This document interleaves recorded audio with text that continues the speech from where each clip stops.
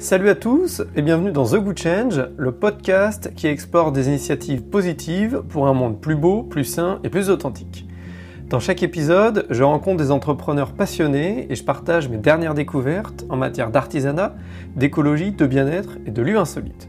Moi, c'est Anthony, je suis directeur artistique et motion designer à Paris. J'ai toujours été attiré par les projets audacieux, atypiques et créatifs. Ensemble, on va partir à l'aventure pour s'inspirer et embellir notre quotidien. Aujourd'hui, je suis avec Lola et Romain. Ils ont lancé le vêtement qui nettoie l'océan.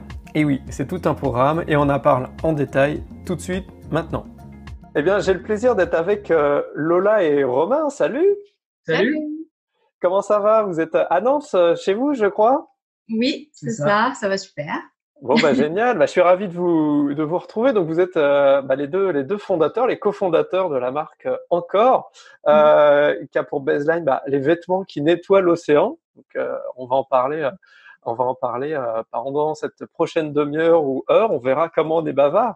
Est-ce que vous pouvez vous présenter un petit peu votre parcours succinctement et puis qu'est-ce qui nous amène à échanger aujourd'hui?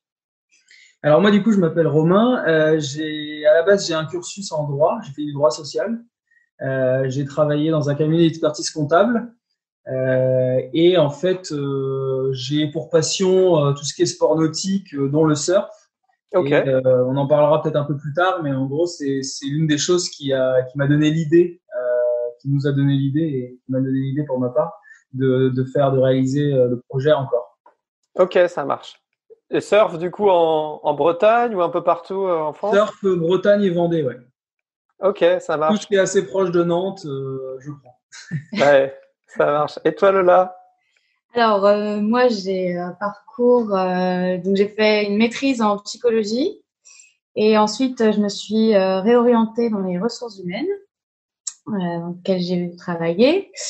Et voilà, du coup, je me suis associée avec Romain pour créer Encore. Ok, alors ce qu'il faut préciser aussi, c'est que vous êtes associés, mais vous êtes aussi en couple, donc Oui. on va peut-être en parler tout à l'heure, mais c'est encore une autre aventure aussi. Oui, c'est pas la même aventure. Alors du coup, on va rentrer un peu dans le vif du sujet. Est-ce que vous pouvez nous dire ce que c'est que le projet que vous lancez, et puis en fait comment l'idée est venue et comment s'est opérée la bascule entre votre activité d'avant et puis ce nouveau projet? En fait, c'est un projet qui est né d'un constat, enfin de deux constats. D'une part, il y a de plus en plus de pollution océanique. Donc, comme j'ai dit juste avant, en tant que surfeur, je vois de plus en plus des choses qui n'ont rien à faire dans l'océan. Donc ça, c'est le premier point. Et le deuxième point, le deuxième constat qu'on avait, c'est que l'industrie de la mode, elle n'est pas forcément vertueuse. Elle est plutôt polluante, disons en règle générale. Et on avait envie de faire quelque chose qui réponde à ces deux problématiques. Donc la pollution océanique et le côté vertueux de l'industrie de la mode. Et c'est ça qui nous a donné envie de créer Encore, donc qui est, pour expliquer rapidement, du coup un vêtement effectivement qui est composé de plastique repêché dans l'océan. Donc on travaille avec un partenaire qui a effectivement une bonne communauté de pêcheurs qui, en plus de repêcher du poisson, repêche depuis longtemps involontairement du plastique. Et en fait, plutôt que ce plastique ne serve à rien et surtout soit relargué, par exemple, dans l'océan et tout, là, nous, on le récupère. Après, par un procédé breveté, il est transformé, enfin, il est nettoyé, broyé en paillettes, etc., transformé en fil. Et après, mixé avec du coton biologique, ça fait une maille qui est solide et confortable. Ça a été bien travaillé. Et ça donne pour l'instant une collection de t-shirts et de sweats. Ok. Ah oui, il faut le combo en fait entre les deux parce que moi je suis pas du tout spécialiste des tissus, etc. Et en fait uniquement le fil de matériaux recyclés n'était pas suffisant en fait pour des questions peut-être je sais pas de résistance, de tenue en fait. Non, en seul, il serait efficace. C'est pas la question. C'est plus que nous, on est sur des vêtements, on n'est pas sur des vêtements techniques. C'est ça. Et sinon, tu aurais juste du polyester recyclé, donc qui serait pas agréable à porter enfin, c'est pas un sweat si tu veux, c'est pas un jersey. Ce serait plus utilisé pour des vêtements techniques, des sweats ou quoi que ce soit pour aller courir, etc. Là, on peut avoir effectivement du 100% polyester. Nous, on voulait une maille qui soit à la fois respirante, solide, confortable, donc avec la douceur du coton biologique. On a essayé de faire on a trouvé un mix en fait qui était vraiment top pour faire les vêtements qu'on voulait, c'est-à-dire t-shirt et sweat, mais apporter, disons, dans la vie de tous les jours et pas forcément un truc typé sportif, quoi. Ok. Et donc, du coup, cette idée est née. Et alors, comment s'est opérée, on va dire, la transition entre l'envie de se lancer et puis le go définitif où on se dit, allez, on se lance dans l'aventure. Il y en a pas pour 3 mois, il y en a pour un bon moment, et puis en espérant que ça continue le plus longtemps possible. Donc, comment vous l'avez vécu, ce moment? En fait, ça s'est fait au fur et à mesure. À partir du moment où on a eu l'idée et à partir du moment où on s'est dit, vas-y, on y va. Le projet, il a mûri, on l'a travaillé, on l'a affiné. Et quand on était sûr de nous et satisfait de ce qu'on pouvait proposer, là, on s'est dit, hop, on y va à fond. Et après, du coup, on a réfléchi à tout ce qui était vie d'entreprise, quoi, tout simplement. Et là, du coup, ça fait 2 ans qu'on est sur le projet. Oui, au total. Entre vraiment les tout débuts et… Voilà. Ok, donc ça fait déjà un moment effectivement que vous êtes sur la réflexion, poser le projet, et puis après, j'imagine, une phase qui est relativement longue, c'est tout ce qui est en fait sourcing, c'est-à-dire aller trouver les partenaires avec qui vous allez travailler. Donc aujourd'hui, en fait, quel est on va dire un peu le dispositif des gens avec qui vous travaillez, et puis qui fait quoi finalement? Alors, nous, on s'occupe de tout ce qui est dessin, design et patronage. Ensuite, on a mis du temps à trouver le bon atelier. On a toqué à peu près 200 portes. Ah ouais, quand même. Ouais. C'est immense. Ouais, avec qui on pouvait travailler. Donc, c'est un petit atelier au nord du Portugal avec qui on travaille, qui remplissait tout notre cahier des charges. Donc, top. Ensuite, alors, juste, je reviens. En fait, sur les 200, c'était quoi du coup parce que j'imagine qu'il devait y avoir des critères assez exigeants, c'est pour que auprès de 200 personnes, il n'y ait pas de. Vous aviez alors pas. déjà, il faut savoir que quand on est une nouvelle marque qui se lance, tous les ateliers ne nous font pas confiance forcément, ou alors ils demandent le chiffre d'affaires de l'année précédente. Donc, quand on est une nouvelle entreprise, c'est pas forcément ça bug un peu. facile. Après, il y a aussi toute la question technique, comment ils travaillent, etc. Est-ce qu'on peut faire des échanges au niveau du patronage avec eux? Est-ce qu'on travaille tout seul dans notre coin ou est-ce qu'on travaille avec eux? Il y a plusieurs critères. Après, forcément, il y a le critère kilométrique, c'est-à-dire que voilà, faut pas que ça soit trop éloigné non plus. Qu'est-ce qu'on avait d'autre comme critère? Le savoir-faire, bien sûr, et aussi le prix. Le fait de pouvoir travailler cette maille-là, parce que c'est vrai que du coup, c'est novateur. C'est spécifique, ouais.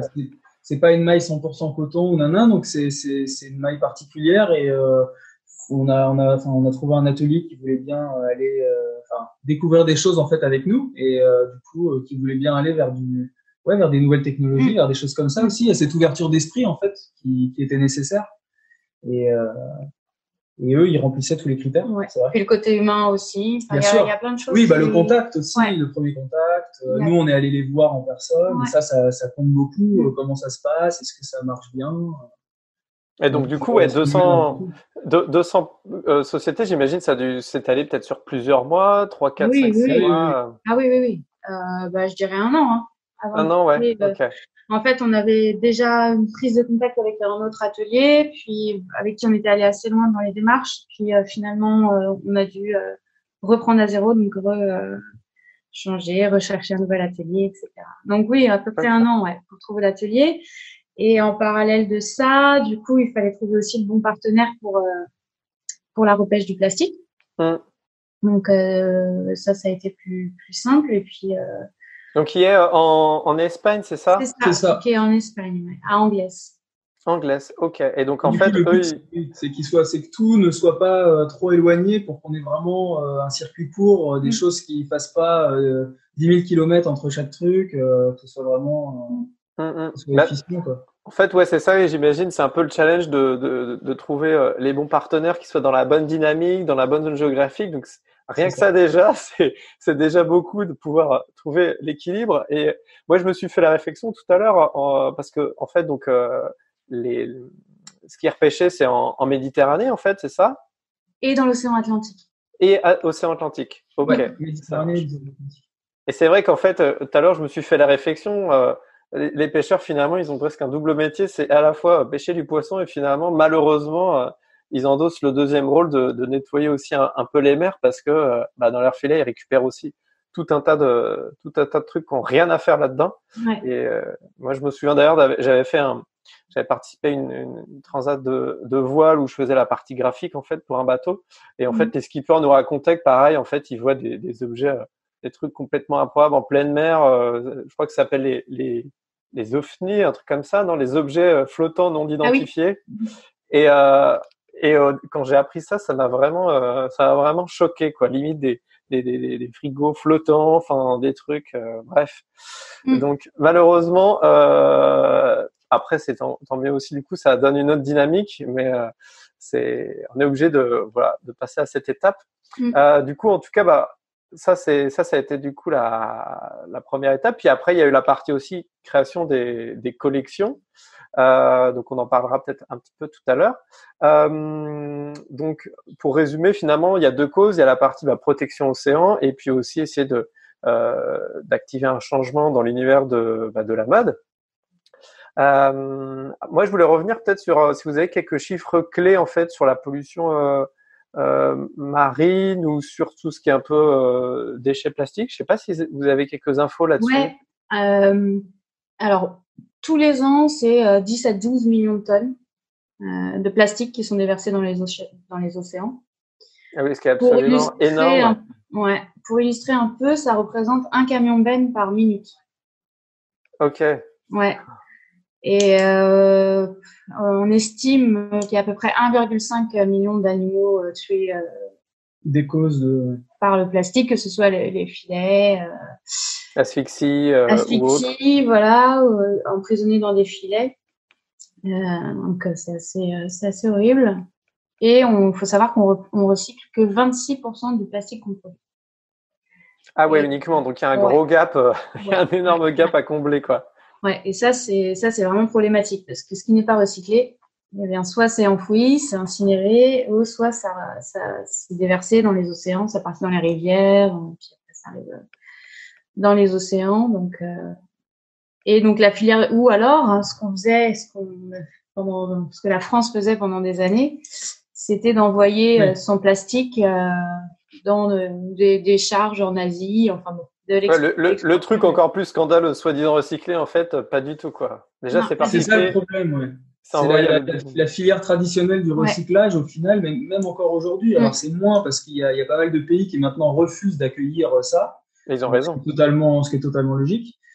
Et en fait, la filière traditionnelle du recyclage, c'est vrai que souvent, c'est l'Europe, mais l'Europe qu'on voit en Asie. Donc, au final, déjà rien qu'au niveau de l'empreinte carbone du truc, donc certes, c'est recyclé. Enfin, franchement, la grosse blague, quoi. Voilà. Et du coup, nous, c'est vrai que l'avantage là-dessus, c'est que le recyclage, il est effectué en Espagne.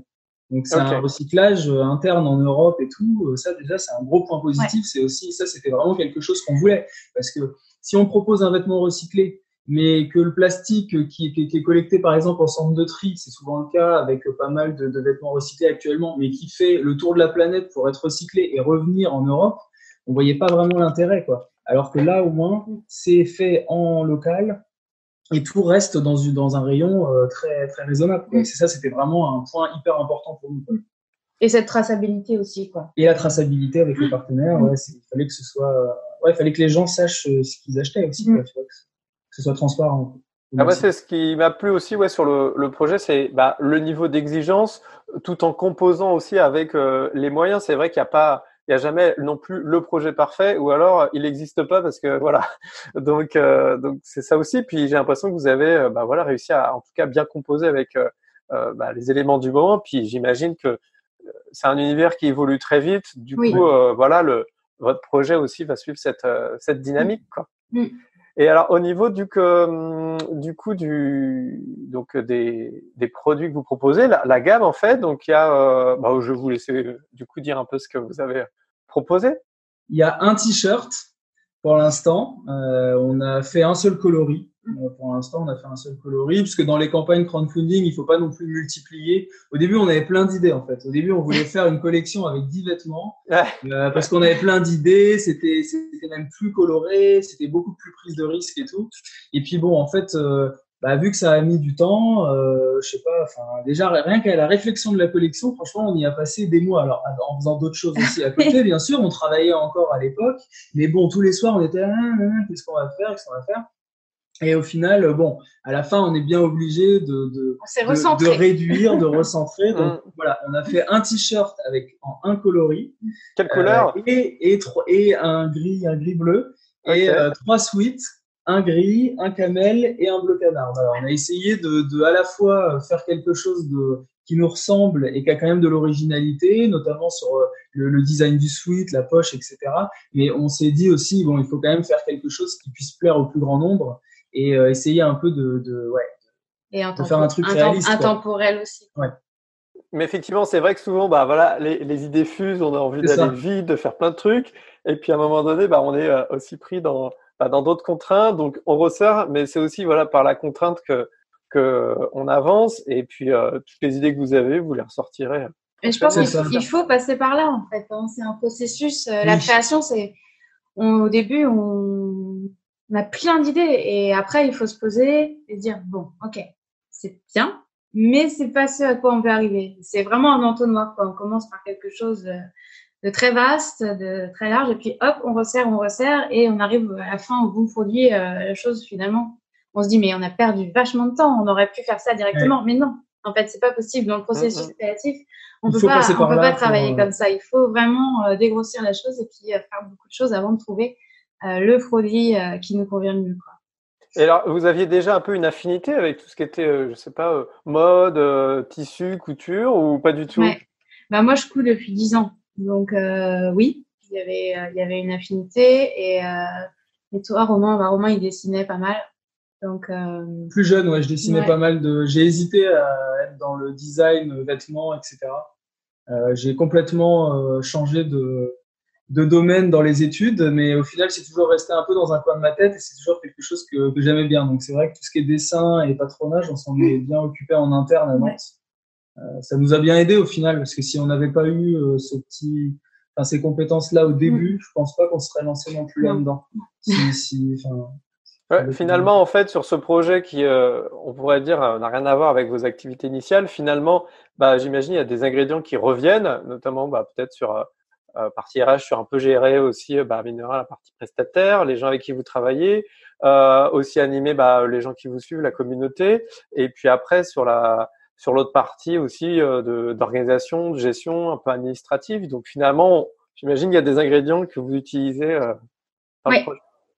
Oui, nos parcours, c'est vrai que c'est pas dans le design, c'est pas dans la mode, mais par contre, oui, en gestion d'entreprise, oui, ça nous a aidé énormément, et ça nous aidera toujours. En fait, ça c'est parce on peut créer une entreprise, mais si on n'a vraiment aucune notion de gestion, de finance, etc. Et bien, soit on se fait accompagner par des personnes qui ont les compétences, ou soit c'est un peu plus compliqué, quoi. Ça fait un peu d'économie. Moi, j'ai rédigé les statuts. Vu que je travaille dans un cabinet d'expertise comptable, par exemple, la rédaction des statuts, c'est une SARL. Ça, c'est moi qui l'ai fait parce que j'étais habitué, quoi. Et ça économise un peu aussi déjà en frais d'avocat, etc. Donc, c'est sympa pour commencer de pouvoir déjà se dire tout ce qui est la partie création, on sait faire. La partie même URSAF, etc. Il y a plein de choses après techniques. C'est sûr que ça aide de déjà avoir un peu de connaissances là-dedans. Sur cette partie administrative, tu n'imagines même pas à quel point ça peut être douloureux pour certains, notamment comme moi, Ah parce que moi, oui. je suis pas du tout sur ces questions-là, et en fait, je m'arrache les cheveux dès que je reçois un courrier administratif. J'ai l'impression que j'ai la corde de cou, j'ai l'épée de Damoclès au-dessus de moi parce que j'ai dû oublier un truc et je comprends rien. Donc, rien que ça, déjà, tu gagnes aussi en sérénité sur pas mal de questions, et puis, voilà, tu as déjà la projection sur la suite et tu vois un peu ce qui va se passer, quoi. T'as pas les mauvaises surprises, on va dire, au moins sur ces questions-là. C'est vrai. C'est vrai. Puis on a rarement des bonnes surprises dans ces cas-là, tu vois. C'est souvent l'inverse. Ouais, c'est ça. Et alors, du coup, en parlant de ça, est-ce que jusque-là, vous avez eu que des bonnes surprises ou il y a eu quelques rebondissements, des trucs auxquels vous étiez pas du tout attendus On a sûrement connu des déboires. Au niveau de l'administration ou en en général sur le projet? Sur le projet, oui, après, tout ce qui est, il y a toujours du retard. Par exemple, il peut y avoir du retard dans les prototypes, des allers-retours entre des choses comme ça. Après, ça s'est quand même plutôt bien passé. Après, comme on te disait au début, l'atelier aussi, au début, on était engagé avec un premier atelier, puis finalement, ça s'est pas bien passé, donc on a dû reprendre le process à zéro et retrouver un autre atelier. Ça nous a fait perdre du temps. Bah oui, parce qu'il fallait qu'on trouve vraiment qu'on soit sûr du truc, et ça c'était important. Après, forcément le ou la Covid, ça n'a pas aidé, ça nous a décalé en fait énormément le lancement. Vous, c'était à quelle étape en fait? C'est intervenu à quelle étape Eh bien, c'est intervenu. On était quasiment calé et on devait lancer en mai, à peu près, avril-mai. Enfin, mai-juin. Ouais, mai-juin. Et du coup, quand il y a eu le confinement, on s'est dit, bon, qu'est-ce qu'on fait en gros? Est-ce qu'on décale un tout petit peu, mais genre pas trop non plus, parce que en même temps, il faut bien le lancer au bout d'un moment, quoi, le projet. Mais on s'était dit, en fait, on s'est assez vite dit que soit on le lançait du coup en juin, en juillet ou en août, et pendant les vacances, c'est jamais top. Les campagnes, généralement, lancées pendant les vacances. Donc, on s'est dit, en fait, mieux vaut décaler 3-4 mois, carrément, et lancer à la rentrée. Et puis, voilà, c'est comme ça. Après, ça nous a permis finalement de peaufiner le truc, surtout la com, un peu, comment dire, la campagne, parce que on s'en est occupé, quasiment entièrement nous-mêmes. La vidéo, on l'a réalisée avec un ami du collectif Superfruit. Mais sinon, tout le reste, on l'a beaucoup fait en fait à deux. Donc ça nous a pris du temps et finalement, ce temps en plus, je pense qu'il a été utile. Il a vraiment été utile en fait. Donc en fait, je résume pour ceux qui sont peut-être pas forcément au courant, mais en fait, quand tu parles de lancement, c'est sur la campagne de financement sur Ulule qui est là pour vous aider à officiellement lancer, j'imagine, les premières commandes, la première série en fait, et puis après transformer l'essai pour développer les gammes, etc. Et donc en fait, là je vois vous êtes à plus de 200%, donc c'est génial. À l'issue de ça, en fait, ça va être quoi les prochaines étapes une fois que la campagne est terminée pour vous? Là déjà en fait, vu qu'on a atteint les 100% rapidement, on va pouvoir commencer à vraiment lancer le processus productif, la production, la finalisation des petits derniers détails et tout avec l'atelier. Ça c'est cool parce que ça nous permet de commencer avant vraiment la fin de la campagne. On peut déjà un peu on va s'y mettre très rapidement. Et puis après, on a d'autres idées aussi. On va essayer de voir chaque chose en son temps, mais on va essayer de faire tout en même temps. Mais on a déjà des autres idées produits. Peut-être si on atteint un certain montant, un certain pourcentage, on a des idées en tête. En gros, on n'en parle pas trop encore. Les petites surprises. Ça, c'est un peu. En fait, ça dépend comment ça va encore. Et si ça continue sur la lancée et tout, oui, ça nous stabilise, on va dire, ça nous rassure et ça nous permet de grandir plus vite, en fait, automatiquement. Et alors justement, tiens, ça me fait penser, comme je t'écoute, donc le nom c'est Encore, ça s'écrit ANKORE. Est-ce que vous avez un petit mot à dire là-dessus sur le nom et puis l'orthographe en fait, un peu l'histoire du brainstorming sur le nom, ça m'intéresse toujours. Alors, Encore, il y a deux choses en fait. Il y a le côté encre marine Ok. qui se dit encore, ANCHOR en anglais. Et encore dans le sens où on recycle, donc on réutilise une matière. Et puis après, c'est des affinités, quoi. Hein. Le A, le K, c'est des lettres qu'on aimait bien. Mais en fait, là, c'est pas fou comme. C'est vraiment le encore réutiliser le vêtement, c'est le côté recyclage, le réutiliser, et l'encre marine par rapport à tout notre univers marin, en fait, quoi. C'est un mix des deux. Hein. Et d'un coup, on s'est dit, et puis voilà, on avait trouvé. Et puis si on mettait ENCORE, bon, c'était moins original quand même. Donc encore, on trouvait ça esthétique en fait. On trouvait esthétique au niveau de la typo, on a pas mal travaillé là-dessus. On trouvait ça esthétique. Non, mais c'est très cool en tout cas. Écoutez, non, moi ça m'a bien accroché cette histoire de comment dire, de cycle en fait, de prendre vraiment une matière qui est finalement existante, qui est pas du tout exploitée et qui même pollue un environnement, et le remettre dans un nouveau cycle jusqu'à aussi la fin du vêtement qui, j'ai cru comprendre, repart dans une nouvelle vie après, c'est ça? C'est ça. On veut proposer en fait de pouvoir reprendre les vêtements encore en fin de vie, le plus tard possible. Ça va s'appeler encore alors. C'est ça, encore plus. C'est ça. Et après, du coup, on est en train de regarder les partenaires avec qui on va travailler pour les recycler, pour leur donner une autre vie. Alors en fait, l'idéal, ce serait de leur donner une autre vie en tant que vêtements encore. Donc là, vraiment, on serait dans une boucle parfaitement infinie presque. Oui. Mais après, il y a des limites techniques peut-être pour l'instant et tout. En fait, faut voir sur la fibre en fait recyclée, qui est recyclée à nouveau. Faut vraiment voir avec les partenaires. Là, c'est vraiment technique, industriel et tout. Mais dans tous les cas, on les récupérera pour les personnes qui veulent bien nous les envoyer. Et de tous les cas, ce sera recyclé en quelque chose d'autre. Voilà. Peut-être dans quelques années, ce sera en vêtements. Pour l'instant, ce sera peut-être en autre chose, mais dans tous les cas, ce sera recyclé. Voilà, on veut vraiment proposer une boucle et quelque chose qui soit global. Ouais. Puis on espère que prochainement il y ait des structures de recyclage directement en Bretagne à côté de chez vous. Ce serait carrément, ce serait trop bien. Et là, moi j'ai une autre question aussi. Ça va être parce que donc vous êtes entrepreneur, mais un couple d'entrepreneurs. Alors sans rentrer trop dans l'intimité, moi ce qui m'intéresse c'est de savoir un peu comment ça fonctionne, l'organisation. Est-ce que vous arrivez à couper les journées parce que c'est quand même particulier aussi en fait d'entreprendre à deux. Là, en ce moment, on coupe pas trop. Là, je vais te dire, on coupe avec toi. Ça nous fait du bien. Ouais, c'est ça.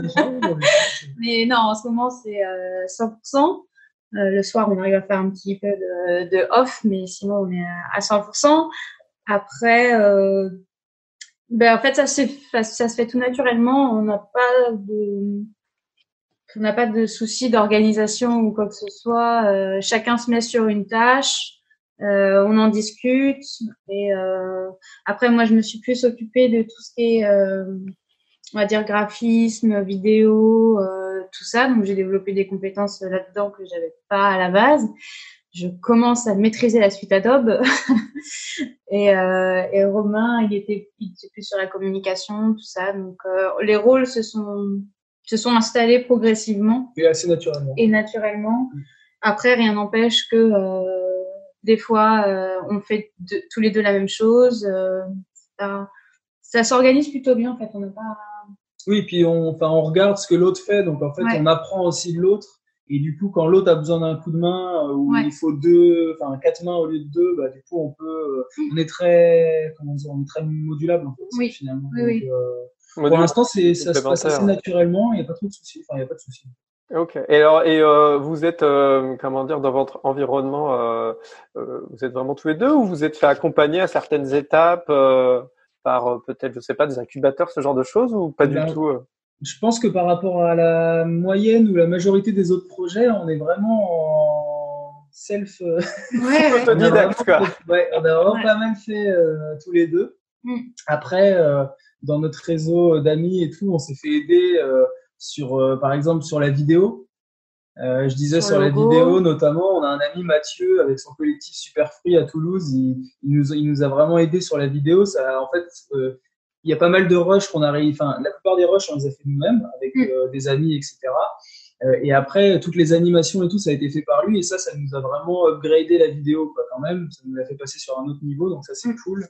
Après, c'est pareil, le logo. Le logo encore, c'est des amis. On l'avait en fait, on avait commencé à faire le logo, mais il a été vraiment sublimé par un couple d'amis aussi. Voilà, on est bien quand même épaulé par vraiment des amis, mais après non, il n'y a pas eu d'incubateur, il n'y a pas eu de tout ça. Même pour ce qui est les ateliers et tout, il y a souvent, en fait, il y a souvent des intermédiaires, comment on appelle ça? C'est des agences en fait un peu de mise en contact. Ouais, c'est ça, de mise en contact. Ils connaissent pas mal d'ateliers, ils sont spécialisés là-dedans et en gros, du coup, ils facilitent les mises en relation, tout ça. Ils facilitent grandement, ils font presque tout, quoi. Donc après, ils te trouvent ton atelier, ils te prennent ton tissu, ils te font tes protos. Enfin bon, tu fais plus rien derrière. Et du coup, en fait, ça fait qu'il y a pas mal de campagnes ou de trucs qui finalement commencent à se ressembler un peu parce que forcément, si c'est le même atelier avec le même atelier, avec les mêmes intermédiaires et tout, c'est des produits qui deviennent similaires et il n'y a plus vraiment de valeur ajoutée. Alors que nous, on est vraiment allé voir l'atelier. On a vraiment fait du démarchage, on a appelé tous les, voilà, et du coup maintenant on connaît vraiment comment ça fonctionne aussi. Alors certes au début on n'y connaissait rien, mais finalement à force d'appeler, d'essayer de voir, ah oui celui-là il fonctionne comme ça, eux ils fonctionnent comme ça, ok d'accord. Et en fait et au moins on maîtrise vraiment toute la chaîne du produit, on sait qui fait quoi et on sait ce qu'on propose en fait aux consommateurs et ça c'est hyper important je trouve quoi. On maîtrise la chaîne de valeur du truc quoi. Ça c'est quand même Ouais, puis du coup, effectivement, vous avez vraiment mis les mains dans le cambouis, vraiment dans le détail. Du coup, vous comprenez aussi les contraintes, donc ça vous permet aussi quelque part de gagner du temps et puis d'éviter certaines erreurs, j'imagine. Ouais. Et en fait, c'est quelque chose qui prend du temps au début, mais qui permet d'en gagner par la suite. Ouais. En tout cas, vous avez l'air, je trouve, assez serein, structuré, à penser par étapes les choses. Donc, bravo parce que c'est pas du tout mon cas. J'essaye plutôt de fois de griller les étapes, trop dans la spontanéité. Donc, je pense qu'il en faut, mais c'est bien effectivement d'avoir le cap, surtout sur un projet comme ça où on le voit, ça fait déjà quand même des mois et des mois que vous êtes dessus. J'imagine que vous devez être impatient, ça met toujours plus de temps, mais en tout cas, c'est bien construit, bien élaboré, j'ai l'impression. Écoutez, je ne sais pas si vous avez un dernier conseil à partager auprès de ceux qui nous écoutent, qui ont envie d'entreprendre dans un projet, qui ont envie de se lancer ou qui sont peut-être déjà dans une aventure un peu similaire.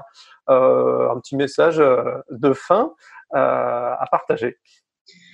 Moi, je pense que quand on a une idée, qu'on est sûr que c'est une super idée, faut pas hésiter, faut y aller.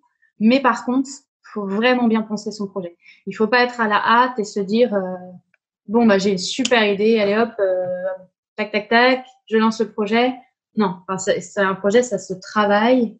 Il faut vraiment qu'il n'y ait plus aucun doute sur la finalité. Il y a aussi tout le côté, il faut construire sa communauté, il faut être sûr que le projet va plaire parce que c'est pas parce que le projet nous plaît que ça plaît aux autres. Ça, c'est quelque chose, on pense toujours que j'ai l'idée de ouf. Voilà, tout le monde a la meilleure idée, c'est sûr, mais les autres ne sont pas forcément d'accord. Et puis, il faut aussi pas hésiter à être multitâche, je pense. Mettre les mains dans le cambouis, il faut se faire violence, être curieux, essayer d'apprendre des nouvelles choses. Parce que si on reste enfermé dans ses propres capacités de base, on n'avance pas. Ou alors avoir les moyens et s'entourer d'agences, de personnes qui savent faire. Ça dépend de la réalité du. Tout dépend, voilà. Mais faut pas hésiter, mais il faut pas non plus être trop hâtif. Moi, je dirais dans la réalisation. Moi, je dirais qu'il faut savoir que de toute façon, ça mettra plus de temps que ce qu'on pense. Toujours. Nous, on pensait pas que ça allait mettre vraiment autant de temps, voilà. Mais aussi le projet sera certainement différent quand il sortira que ce qu'on a en tête au début. Et c'est même bien en fait parce que si jamais il a pas bougé d'un iota, je pense que c'est limite flippant parce qu'en fait c'est normal que ça évolue et souvent c'est du mieux quoi. Je veux dire quand on voit le truc définitif et les idées qu'on avait faites au début, on se dit on a parcouru du chemin quoi. Et c'est ça qui est bien, quoi. C'est de se dire, on n'a pas vraiment eu le temps de se poser puisqu'il y a la campagne et tout. Et je pense qu'à la fin de la campagne, on pourra se dire, quand même, c'est cool, quoi. Il y a eu c'est un vrai parcours, c'est un vrai, je veux dire, on a travaillé avant et tout, mais là, on a tellement rencontré de gens, quand même, échangé, que ce soit. Et ça, c'est super important aussi. C'est trop bien, tu vois, échanger, pas rester dans son coin. Et les gens sont bienveillants. Je veux dire, c'est vraiment, on apprend beaucoup de choses humainement, en fait, surtout humainement. Et c'est super. C'est vraiment super, quand même. Génial. Et alors, du coup, si les gens veulent vous soutenir, ça se passe où, comment, et dites-nous tout. Alors, ça se passe sur Ulule, donc qui est une plateforme de financement participatif. Donc, sur ulule.com, on est .fr, je crois.